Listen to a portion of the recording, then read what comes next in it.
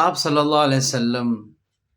جن کو اللہ نے عرش پہ بلایا، زندگی میں عرش پہ بلایا، قاب قوسین او ادنا، اتنے قریب ہو گئے، قاب قوسین او ادنا، دو کمان سے بھی زیادہ، او ادنا اتنے قریب ہو گئے جس کا اندازہ کوئی لگا ہی نہیں سکتا۔ اللہ نے اپنے رسول صلی اللہ علیہ وسلم سے، اپنے محبوب سے ہم کلامی کی ہے،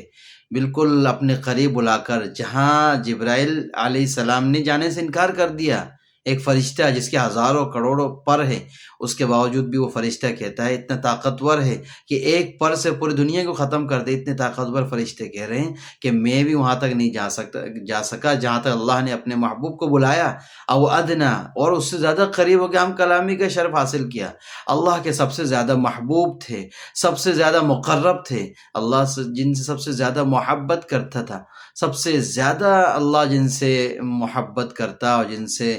قرب حاصل کیا، اس کے باوجود بھی ہر وقت دنیا میں فکر مند رہتے تھے۔ کیوں؟ کسی پوچھنے والے نے پوچھا، یا رسول اللہ آپ اتنے فکر مند کیوں رہتے ہیں؟ کہا کہ میں نے جہنم کو دیکھا ہے، ان لوگوں نے جہنم کو نہیں دیکھا، ان کو نہیں پتا جہنم کا عذاب کیسا ہے۔ میں نے جہنم کو دیکھا ہے، میں جہنم دیکھ کر آیا ہوں، یہ جہنم میں کیسے جھلس جائیں گے، کیسے جہنم کی آگ میں جلیں گے۔ میں چاہ رہا ہوں کہ میں ان کو ہر ایک کو جہنم کی آگ سے بچاؤں۔ یہ جہنم میں کود کود کے جا رہے ہیں اور میں ان کو جہنم سے بچا رہا ہوں۔ اللہ تعالیٰ کا منہ پیشی معاف فرمائے، میں ان کو جہنم کی آگ سے بچانے کی کوشش میں ہوں، میں اسی لیے فکر مند ہوں، میں اسی لیے بہت زیادہ روتا ہوں، اور اسی لیے تہجد میں اپنے اللہ کے سامنے گڑ گڑاتا ہوں، اپنی امت کے لیے دعائیں کرتا ہوں کہ مجھے پتہ ہے یہ جہنم کی آگ کو برداشت نہیں کر سکیں گے، جہنم کی آگ میں جل نہیں سکیں گے، قبر کے اندر جہنم کے بستر میں یہ رہ نہیں سکیں گے، موت کے عذاب کو یہ برداشت نہیں کر سکیں گے، جہنم میں داخل نہیں ہو سکیں گے۔ میں چاہتا ہوں کہ ہر ایک جہنم کی آگ سے بچ جائے،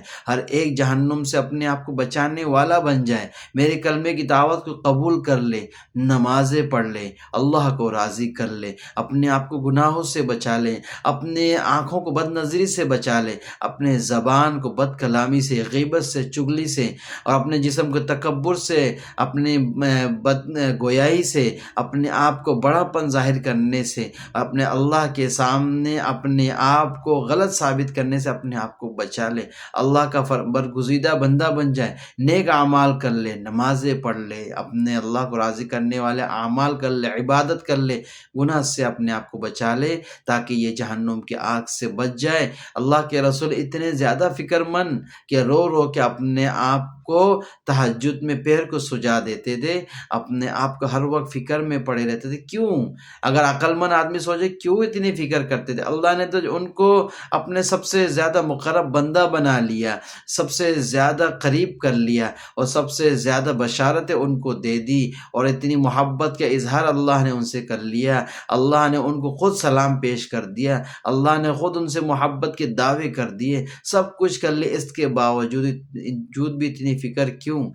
اسی لیے کرتے تھے اتنی فکر کہ وہ جانتے تھے، انہوں نے جہنم کے آگ کو دیکھا تھا، جہنم کے آگ کو دیکھ کر آئے تھے، جہنم کا انہوں نے مشاہدہ کیا تھا۔ جب اللہ نے ان کو عرش پہ بلایا، معراج پہ گئے تو جہنم کا مشاہدہ کیا، اپنے امت کو ہر ایک کو بچانے کے لیے اتنی زیادہ فکر مند رہتے، اتنی زیادہ روتے، تہجد میں دیر دیر تک سجدے میں اللہ کے سامنے روتے رہتے، اپنی امت کی فکر میں لگے رہتے کہ تاکہ ہر ایک امتی گناہ سے بچ جائے۔ لیکن آج ہم کیا کر رہے ہیں؟ اپنے رسول کی سنتوں کو پورا نہیں کر رہے، اپنے رسول کے بتائے ہوئے باتوں پر عمل نہیں کر رہے، اپنے رسول کے بتائے ہوئے دین پر عمل نہیں کر رہے، دنیا والوں کو ترجیح دے رہے ہیں، دنیا والوں کو فالو کر رہے ہیں، دنیا والوں کی باتیں سن رہے ہیں، لیکن اپنے رسول کی محبت کی، سنتوں کی، ان کے اقوال کی کوئی بھی فکر نہیں۔ تو ہم ذرا سوچیں کہ مرنے کے بعد کیا ان کو منہ دکھائیں گے؟